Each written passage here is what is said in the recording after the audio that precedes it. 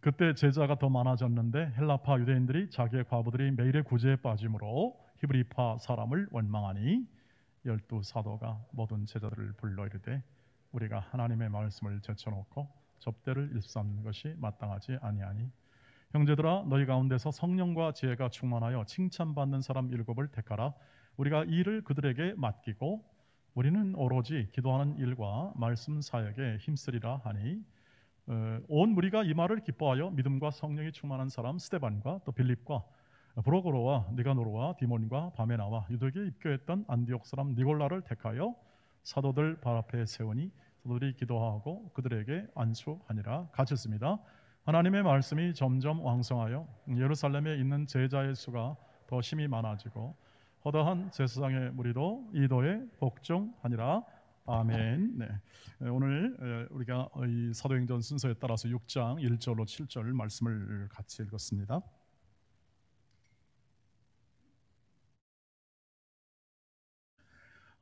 지난 5장까지의 이 모든 말씀을 통해서 보면은 교회가 거친 현실, 피해와 압박 속에서도 하나님의 말씀 전파를 통해서 이렇게 교회가 더 단단하게 서가고 또 3,000명, 5,000명이나 넘는 남자들이 교회에 들어오게 되고 또 이렇게 서로 공동체 생활, 또 교회 생활을 하게 되는 과정까지 우리가 보았습니다. 그런데 이렇게 잘 이렇게 진행되던 교회가 오늘 삐끄덕하는 소리가 들리는 부분을 우리가 읽었습니다. 장애물을 만난 것이죠. 어떤 장애물이냐면 오늘 1절 말씀을 보면 거기에 원망이 생기게 됩니다. 교회에 대한 원망이요. 원망이 생기게 되는데 그 원망의 이유는 뭐냐면 구제 사역을 이렇게 효과적으로 하지 못했다 하는 것 때문에 교회에 원망이 생깁니다. 즉 히브리파 과부들 혹은 이제 헬라파 과부들이 이렇게 문화적으로 아마 이렇게 살아왔던 배경 속에서 나눠진 것 같은데 이 헬라파 과부들의 매일의 구제가 계속 누락이 되는 거예요. 빠지게 되는 거니까 이 헬라파 이렇게 사람들이 히브리파 사람을 원망했습니다. 왜 우리만 이렇게 빠지게 되느냐, 왜 우리를 소외시키느냐 이렇게 얘기를 합니다. 원망이 생기게 된다는 것은 갈등의 소지가 있고 혹은 분쟁의 소지가 있다는 것을 알기 때문에 오늘 사도들이 그것에 대해서 대책을 세우게 되고 교회 지도자들이 그것에 대해서 이제 해결을 해나가는 과정을 성경이 기록을 하고 있는 것을 볼 수가 있습니다. 그런데 이렇게 이런 말을 하죠. 사도들이 2절에서 보면 12사도가 모든 제자, 그 당시는 제자들을 성도들을 제자들로 불렀습니다. 모든 제자들을 불러 이르되 우리가 하나님의 말씀을 제쳐놓고 접대를 일삼는 것이 마땅하지 아니하다 이렇게 얘기합니다. 여기서 접대라는 것은 그냥 이렇게 우리가 무엇을 대접하는 그런 차원이 아닌 구제 사역을 말하는 것이고 그런 구제 사역을 하는 것이 마땅하지 않다 이렇게 얘기를 합니다. 약간 우리 현대적 개념으로 보면은 어떻게 남을 돕는 사역, 연약한 자를 돕는 구제 사역을 이렇게 어떻게 교회 지도자들이 하는 것이 마땅하지 않냐 이렇게 얘기를 하느냐 하는 그냥 이렇게 보면 느낄 수 있는 부분입니다만 4절 말씀에서 보면 이렇게 됩니다. 우리는 오로지 기도하는 일과 말씀 사역에 힘쓰리라 이렇게 얘기합니다. 무슨 말이냐면 구제 사역이 안 중요하다는 얘기가 아니라 사도들은 해야 할 더 중요한 우선순위에 또 본질적 사역이 있다 이렇게 얘기를 하는 것을 볼 수가 있습니다. 그러니까 이 사도들의 입장에서는 지금 구제 사역이라는 것과 이렇게 연약한 자를 돕는 이 일에 있어서 가지고 있는 우선순위로 보자면 먼저 하나님 말씀 사역을 먼저 하고 그리고 구제 사역을 하는 것이 순서상 사도들이 받는 소명과 또 일에서는 맞다 이렇게 이제 판단을 하는 것이죠. 그리고 이제 그럼 대책은 뭐냐? 7사람을 택하자는 것입니다. 이것이 이제 요즘 말하면 안수 집사의 이제 기본 이렇게 세워짐의 가장 뿌리가 됩니다. 뿌리가 되어서 이들을 세우는데 조건이 있습니다. 칭찬받는 사람. 다시 말하면 믿음과 성령이 충만하고 지혜가 있는 사람을 택하게 됩니다. 그래서 보면은 7사람은 전부 헬라식 이름입니다. 헬라파 과부들을 빨리 이해할 수 있는 그러한 이름이 아마 이제 이런 사람들을 택하지 않았는가 짐작을 하게 되는데, 어쨌든 7사람을 택해서 이 사역을 위임 맡겨서 그것을 행하고자 하게 됩니다.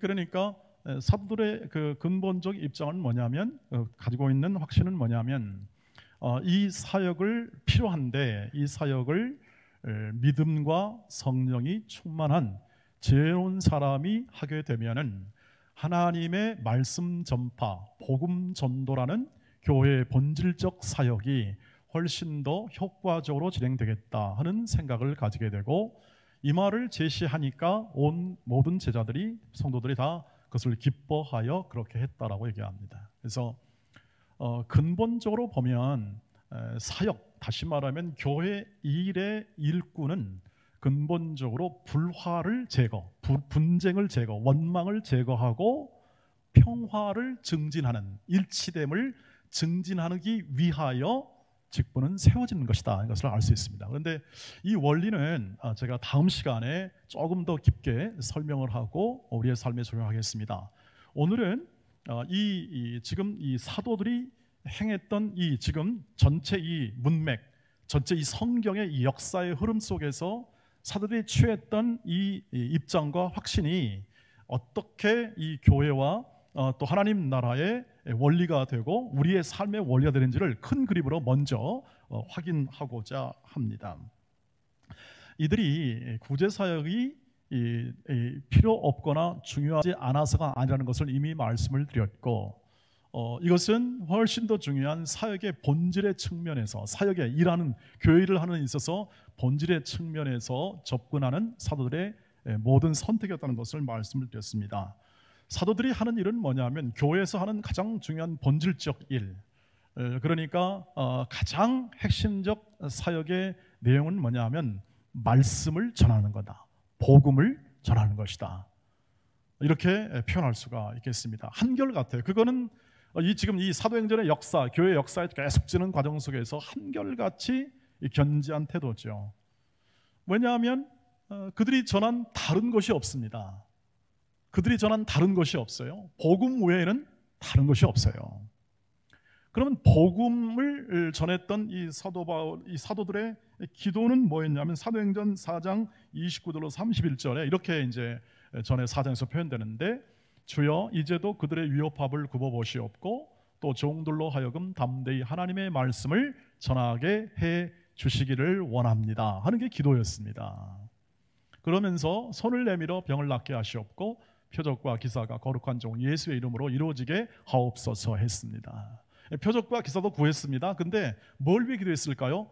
이런 것들은 전부 다 복음이 전해지는 통로가 되는 겁니다. 그러니까 구제라는 것도 복음의 표현이라는 것이죠. 본질상 구제하는 것, 돕는 것은 복음이 표현되는, 즉 복음 안에 담긴 하나님의 사랑이 표현되는 것이죠.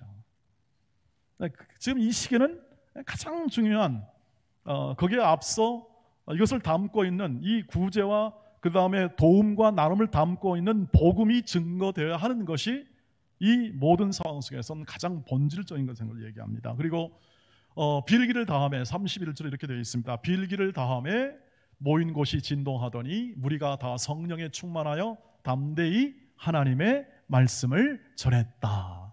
다시 제자리로 돌아와서 또 전했다. 그러니까 계속 사도들은 뭐합니까? 위협이 뭐냐면 말씀 전하지 말라는 게 위협입니다. 사도들에게요. 그래서 가두기도 하고 위협하기도 하고 너 죽을 줄 알아 그러면서 협박해가지고 말씀 전하지 못하게 하는 거죠. 그러니까 사도들의 지금 처방은 뭡니까? 교회는 말씀을 전해야 되는데, 말씀이 흥황하고 말씀이 나눠져야 되는데 말씀 사역이 방해를 받을 수 있다는 거죠. 왜냐하면 이 원망이나 불평 이런 것 때문에 방해를 받으니까 그것을 해결하고 그것을 잘 메꿀 수 있는 사람들을 세워서 하게 하고, 사도들은 지금 기도와 말씀으로 나가는 것을 볼 수가 있습니다. 그러면 그것은 사도들의 입장인가? 아닙니다. 사도들의 입장만이 아니라 모든 오고 오는 세대에 하나님의 사람들, 하나님의 자녀들이 취할 입장이다, 이렇게 얘기하는 것이 가능한 것은 사역의 본질, 왜 교회에서 이렇게, 혹은 또 우리가 계속해서 하나님 말씀을 듣고 하나님 말씀을 전하고 그것을 나누느냐에 대한 가장 중요한 우리의 인식에 있다고 하는 것을 우리에게 알려줍니다. 사역의 본질은 말씀 전함에 있습니다. 그래서 말씀으로 구원을 받고 말씀으로 세워지고 말씀을 통하여 새로운 힘을 얻게 되고 변화되고 말씀을 통하여 교회가 부흥되고 말씀을 통하여 그 말씀을 신앙하는 사람들의 삶을 통해서 선교와 구제와 모든 사역들이 이루어진다는 것을 우리에게 알려주고 있는 거죠. 여러분, 왜 이렇게 말씀 전함이 그렇게 중요해요? 왜 그렇게 그것을 꽉 잡고 있었는가 하는 이유가 거기 있고, 더 나아가 하나 더입니다. 그렇게 말씀 사역이 중요한 이유는 뭐냐면 말씀의 핵심은 예수 그리스도이십니다. 이 말씀. 그래서 사도들이 한결같이 전하는 건 뭐냐면 십자가와 부활을 전합니다. 십자가 부활. 베드로가 전했던 2장에 있던 내용을 보시면 전부 다 십자가와 부활을 전합니다. 누굽니까? 예수입니다. 예수가 누구십니까? 예수는 길이요 진리요 생명이십니다. 요한복음 14장 6절 말씀이죠. 예수께서 이르시되 내가 곧 길이요 진리요 생명이니 나로 말미암지 않고는 아버지께로 올 자가 없느니라. 사내들이나 세상 권력이나 세상에 자기 욕심대로 사는 사람들은 전부 다 이걸 싫어합니다. 예수를 싫어합니다. 예수가 진리인 것을 원하지 않습니다. 제가 이렇게 말씀드리면 아니 세상은 지금 많이 예수를 받았지 않습니까? 지금은 받습니다. 지금은 복음이 말씀이 전해졌기 때문에 그런데 이 상황을 보십시오.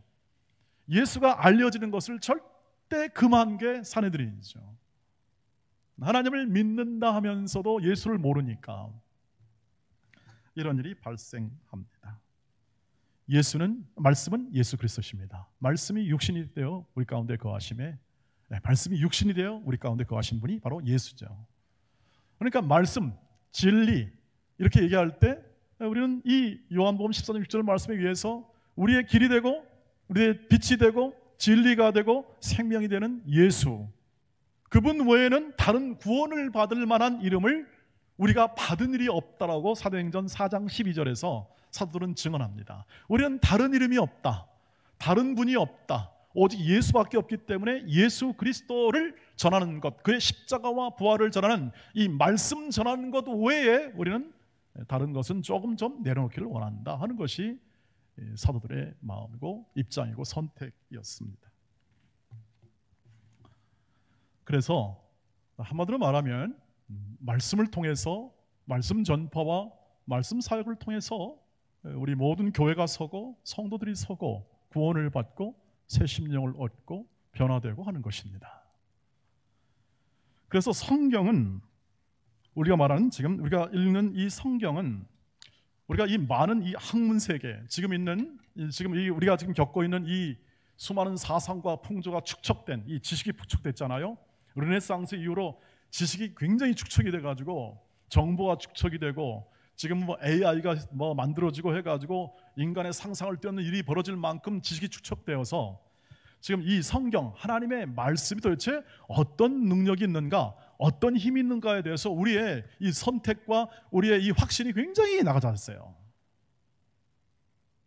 지금 이 사도들에 비하여 낮아지는데 그 이유는 우리가 세상 학문이나 세상에 들은 정보에 압도되어 가지고 이게 도대체 성경대로 우리가 믿고 성경대로 사는 것이 이 성경이 얼마만큼 값어치가 있는가, 얼마만큼 힘이 있는가에 대해서 우리는 좀 더 깊이 이해해야 할 단계가 된 것 같습니다. 바울은 디모데후서 3장 15절에서 17절 말씀 이렇게 얘기합니다. 같이 읽겠습니다. 시작. 또 어려서부터 성경을 알았나니 그리스도 예수 안에 있는 믿음으로 말미암아 구원에 이르는 지혜가 있게 하느니라. 모든 성경은 하나님의 감동으로 된 것으로 교훈과 책망과 바르게 함과 의로 교육하기에 유익하니 이는 하나님의 사람으로 온전하게 하며 모든 선한 일을 행할 능력을 갖추게 하려 함이라. 여러분, 성경 외에는 우리를 온전케 할 수 있는 이 세상의 법과 질서나 문화나 철학이 없습니다. 성경 외에는. 이것을 우리는 이것을 구원이라고 표현하죠. 우리가 구원받았다 하는 것은 뭐냐면 온전한 진리를 알았다는 것이고, 진리가 우리를 자유케 함을 통해서 우리의 참 인간의 삶, 참 인간, 하나님이 만들어준 참 인간의 삶을 살 기회를 부여받았다는 뜻을 말합니다. 일체 악과 고난의 증상으로부터 해방이 되어 우리는 하나님이 만든 창조 세계의 이 에덴 동산의 그 창조 세계의 사람으로 살아갈 기회를, 그래서 그것을 맛보아 알아갈 그 삶을 부여받은 것을 구원이라고 말을 합니다. 그러니까 우리의 머릿속에는 그냥 구원의 개념이 있긴 하지만 실제 삶에서 이 말씀을 통해서 이런 구원이 어떻게 확대되는지를 알게 되면 우리는 더 확실하게 구할 수 있죠. 여러분, 그래서 이 하나님의 말씀, 우리를 온전케 하고 우리를 책망하거나 우리를 교훈하거나 바르게 함을 통해서 우리를 더 온전하게 만드는 하나님의 말씀일 뿐만 아니라 앞에 얘기한 대로 구원의 말씀이고, 그러니까 구원의 말씀이니까 생명의 말씀이라는 표현을 합니다. 그리고 지혜의 말씀이고 우리를 살리는 말씀이며, 이 말씀을 전하기 위하여 어떻게 합니까? 사도들은 오늘도 그 결심을 했다는 것을 우리가 이 역사적인 하나님의 말씀을 통해서 확인할 수가 있습니다.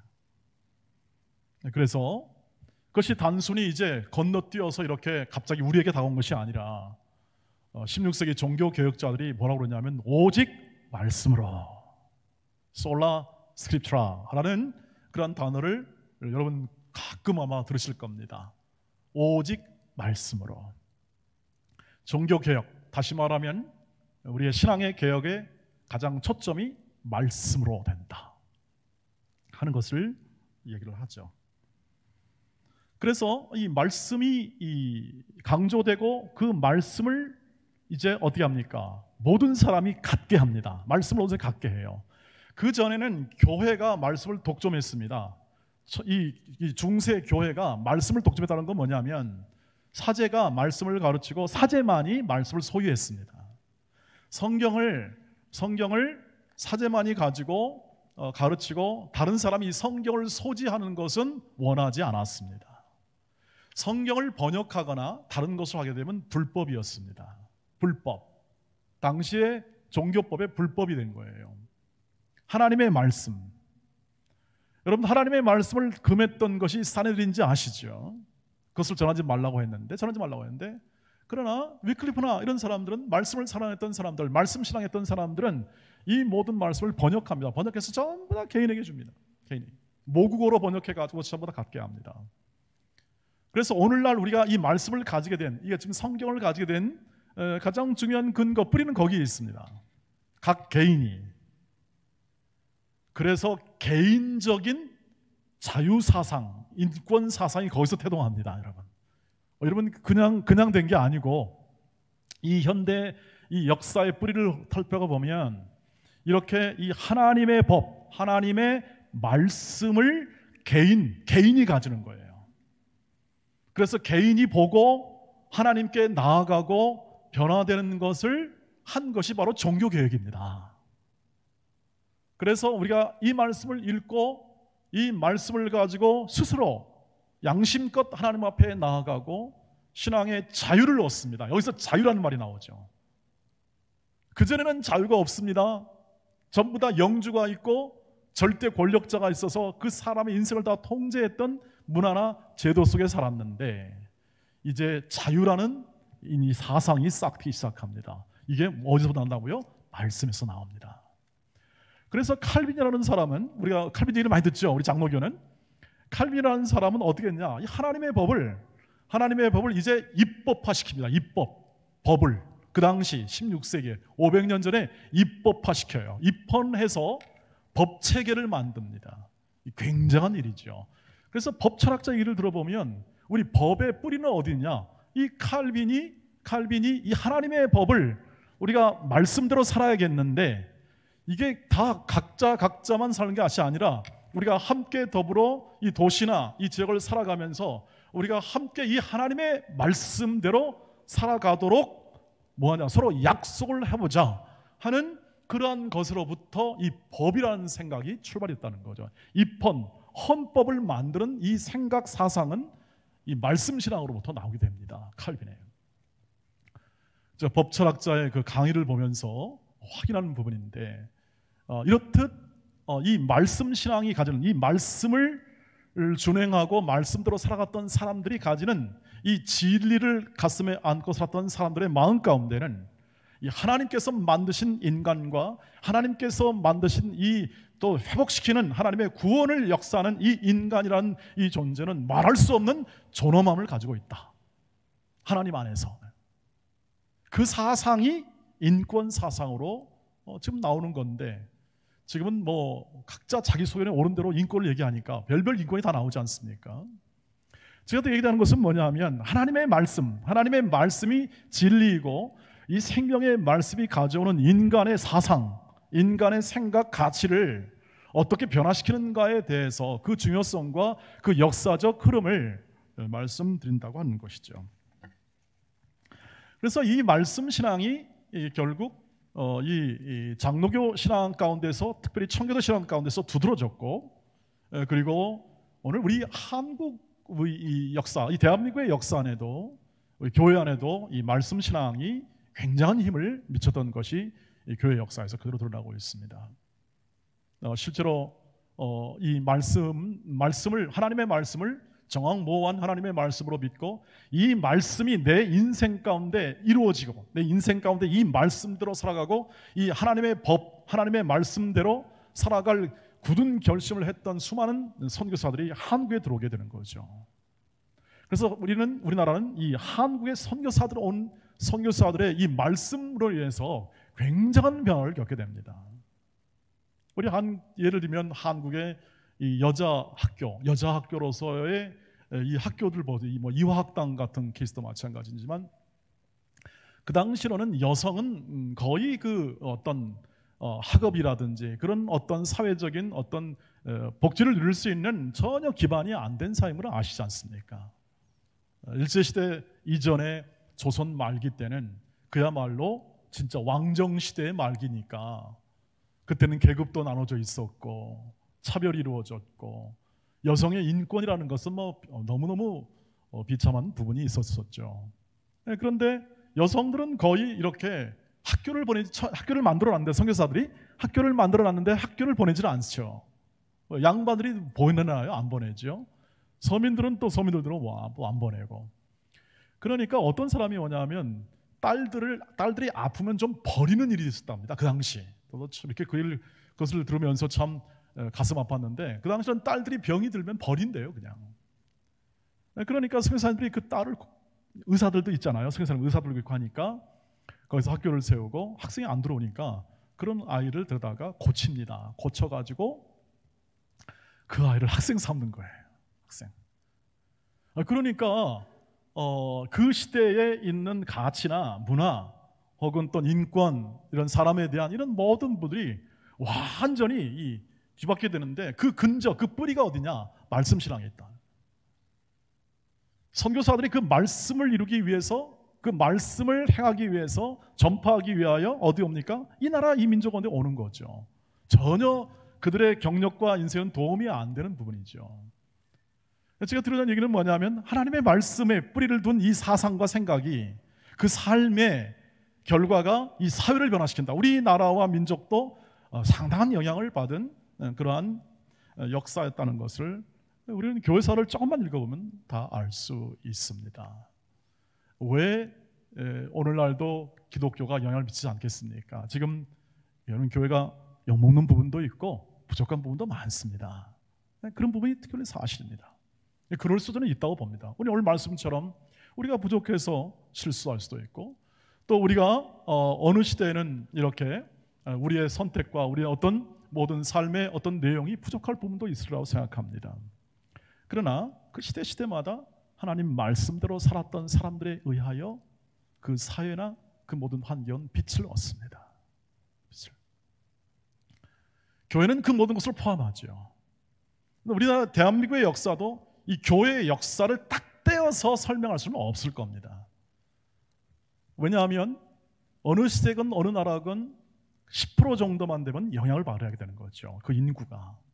근데 20%가 되니 영향을 안 받을 수는 없습니다. 사실은. 제가 늘 확인하는 건 뭐냐면, 지금 정권을 보시거나 모든 사회를 보십시오. 어디나 예수 믿는 사람이 다 들어가 있습니다. 어디나. 지금 대다수의 국무총리들은 거의 교회 집사님이시거나 병신도들입니다. 제가 알기로는 그렇습니다. 저는 이것을 어디로 뿌려보냐, 말씀 신앙의 뿌리를 가졌던 기도와 말씀으로 기도하고 했던 우리 어머니들의 신앙 속에서 그것을 발견합니다. 말씀 신앙. 그 어머니들의 기도 속에서 한결같이 결국 기도한다는 것은 뭐냐면 하나님 주의 영광을 위한, 주의 영광을 아들 딸로 삼아주시고 하나님 말씀대로 행하는 아들 딸로 삼아달라는 간절한 기도 아니겠습니까? 그 기도 속에서 자녀들이 컸고 그 말씀 신앙 속에서 자녀들이 지금 열매를 맺고 있죠. 여러분 어느 시대나 그 당대의 열매를 맺는 경우는 많지는 않습니다. 이 믿음의 열매를 맺는 당대에는 많지 않아요. 자신의 열매를 따먹는 경우는 많지 않다는 뜻입니다. 내가 힘들고 수고하고 그 열매를 내가 먹는 경우는 별로 없습니다. 왜냐하면 힘들게 고생하여 다 한 다음에 누가 따먹습니까? 다음 세대가 따먹습니다. 저는 그걸 좀 생각하죠. 우리가 이렇게 기독교가 이렇게 어느 정도 풍성하게 이 나라에 자리 잡은 것은 바로 말씀 신앙으로 지금까지 헌신하고 수고했던 모든 분들을 통하여 하나님이 일하신 결과이다. 그래서 시대마다 고난을 받고 이 사도들이 고난받는 것처럼 힘든 여정을 통해서 말씀 신앙을 고수하고 말씀 신앙으로 살고 모든 내 영역 속에서 하나님의 말씀대로 이루어진 것을 생명처럼 알고 살았던 사람들에 의하여 나오는 열매가 이 누리는 사람들의 열매라는 사실을 확인합니다. 우리가 어떤 사람은 평범하기도 하지만 미국처럼 이제 40대 대통령 레이건 대통령 같은 분은 아주 말씀 신앙에 초천한 사람이죠. 말씀 신앙에. 우리가 트럼프 대통령 때문에 좀 이미지가 좀 약간 좀 흐려지긴 했습니다만 레이건 대통령, 물론 그 앞에 링컨 대통령이 있죠. 청교도적 신앙, 말씀 신앙을 굳건히 세웠던 레이건 대통령은 늘 말씀을 읽었다고 해요. 말씀을. 그리고 자신의 대통령직을 주여 하나님의 뜻을 이루고 하나님의 사랑과 자비를 나타낼 수 있는 직으로 사용해달라고 기도했다고 합니다. 우리의 기도는 그거 아니겠습니까? 1982년 10월 20일 그 서한에서 이렇게 말합니다. 내가 매일 기도하는 것은 하나님을 섬기기 위해 대통령직을 사용할 수 있도록 하나님께 도움을 구했다고 합니다.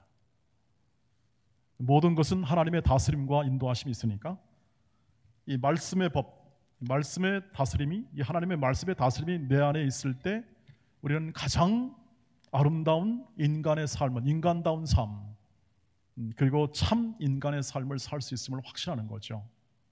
믿으십니까? 네.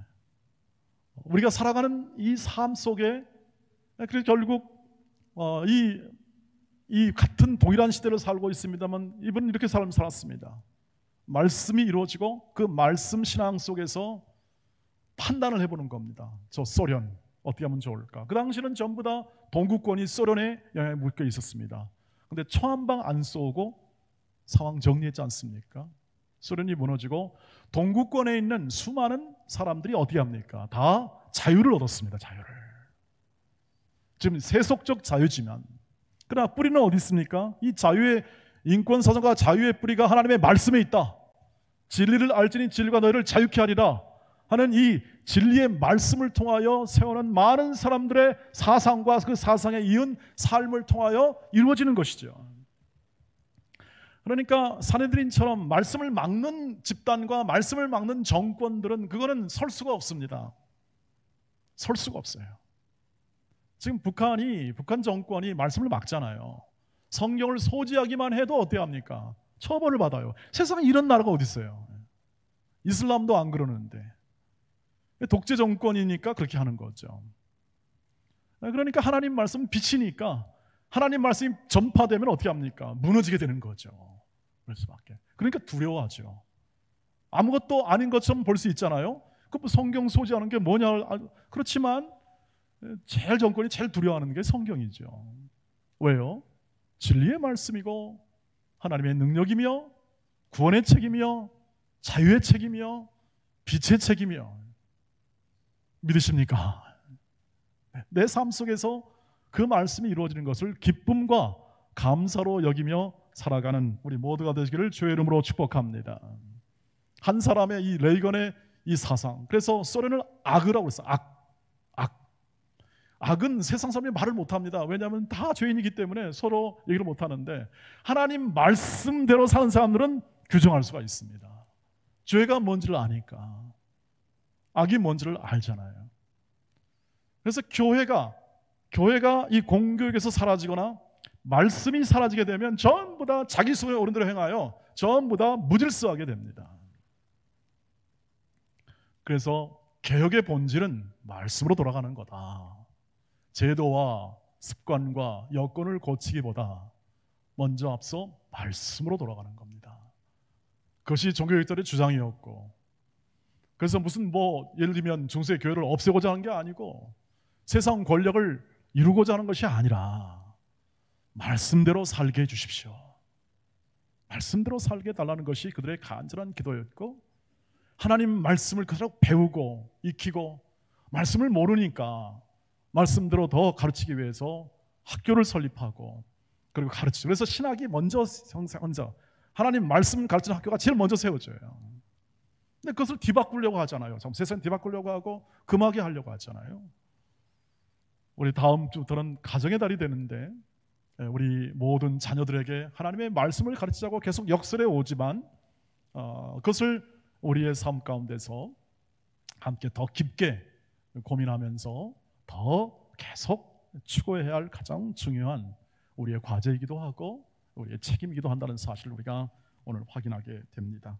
사랑하는 교회 여러분, 이토록 말씀 신앙이라는 것이 단순히 그냥 우리의 관념이나 어느 정도 이렇게 그냥 퍼져 있는 어느 정도 좋은 정도가 아니라 우리 인생 전체를 송두리 바꾸는, 그리고 이 세상의 진리와 빛을 전하는 소중한, 그리고 자유를 확대하고 인권을 확대하고 진정한 인간의 자아의 삶을 확대하는 진리의 말씀이기 때문에 우리가 마음을 단단히 붙잡고 먼저는 하나님 말씀대로 살아요.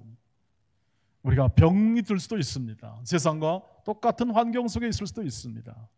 예수를 믿는데, 교회 생활을 하는데 우리가 똑같은 환경에서 살 수 있습니다. 그러나 주여, 이 똑같은 환경, 고난의 환경, 힘든 환경 가운데서도 말씀대로 살게 하옵소서 하는 기도의 삶이 되시길 주의 이름으로 축복합니다. 이 말씀 사상, 말씀을 중심으로 한 사상의 삶의 크기는 하나님이 열매 맺게 하실 겁니다. 레이건 대통령도 중요한 사람이지만 저와 여러분 각자가 전부 다 하나님 앞에서 동일하게 하나님의 사랑과 은혜를 받은 사람임을 마음에 새겨주시고, 오직 하나님의 말씀이 저와 여러분 가운데 이루어짐을 감사하며 기뻐하며 우리의 자녀들에게, 모든 다음 세대에게 하나님의 말씀의 풍성함을 함께 삶으로 증거하고 말씀으로 함께 가르치고, 그래서 우리보다 갑절의 영감을 가진 말씀의 세대로 키워나갈 소중한 선택도, 우리 결심도 오늘 이 말씀을 통해서 확인해 보시기를 바랍니다. 그리고 오늘의 모든 교회 생활과 우리의 신앙생활, 우리의 사회생활 속에서 어떤 환경이 있든지 말씀대로 살게 하옵소서 하는 분투와 노력과 그리고 또 추구가 여러분 삶 가운데 있기를 주의 이름으로 축복합니다. 기도하겠습니다. 거룩하신 주여, 주의 인자와 긍휼을 더하여 우리에게 이 모든 순교의 역사를 통해서 말씀을 주심을 감사합니다.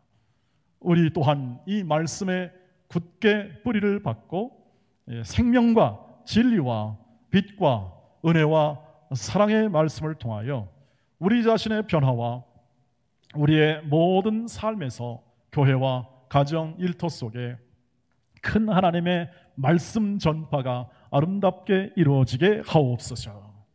예수님의 이름으로 기도하옵나이다. 아멘.